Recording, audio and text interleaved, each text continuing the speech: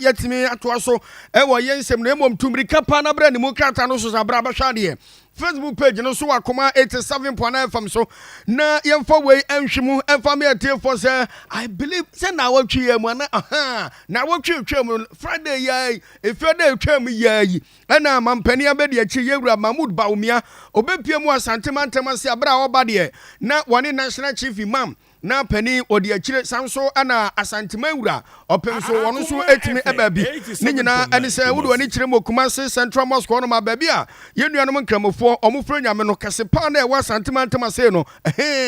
fans no mo se fani pa ba sampem yensa na mom omapagam e ma ne fani pa ba sampem so ne akire ne etoma yensiesie e ma oba ho no ma hwa ye fa bruta e kye dia no kra na bro mu babi anu se kukuro e na asem wei e chance ne mununkumu ebiem se Baumia na yeye ebiem se da bi anwanoa emo pani ba ko ono eye ambassador to Saudi Arabia Alhaji Said eye Sinari oba bonten ebetafre eye na batwa kra dinse epeja ne sakonsoro eka che wiase mfa na nyina se sa eye asore dan no a mekire nkremofo asore dan no o maye nsese wo mu no enye vice president bia na de ne botom sika eye sansiesie no na mom ekamia se Saudi Arabia ban no emperifo bia wo mu no eno omde sika be se $1 million aba be sansiesie no na ono openia ne tin ene Alhaji Said no wo bisa vice president se sika no se bi adwuma ben titru pa no ya obenya sa $1 million ne se wo de ba be siesie Ksi Central Mosque no etasem we be ne mi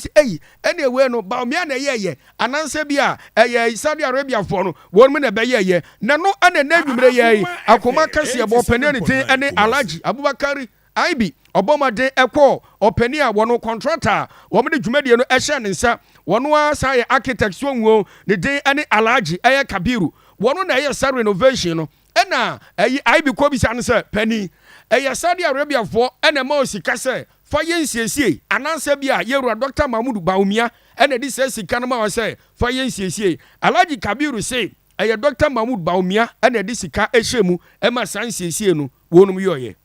eno kura wo mu na de oye no na meka kire mu no ona ya Alhaji Mahmoud Baumia, His Excellency ona yes ejuma nyina ye record in Zongo. You know, when they are coming to do something, you can see their banner, you can see in the mosque the banner that the plate that we put over there. Even a normal bula, when they do, they come and put their banner. If only they need to omunimo be a why say jumanoa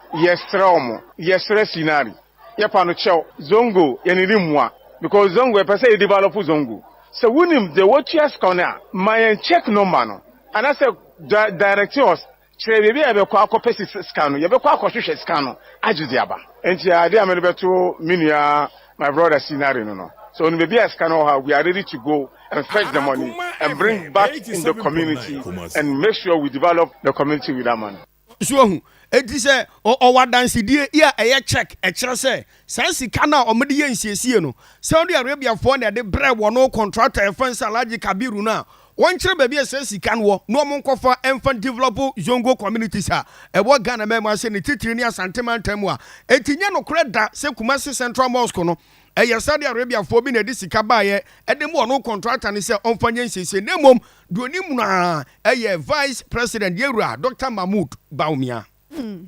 Yento sansam ne so ewo enwumasua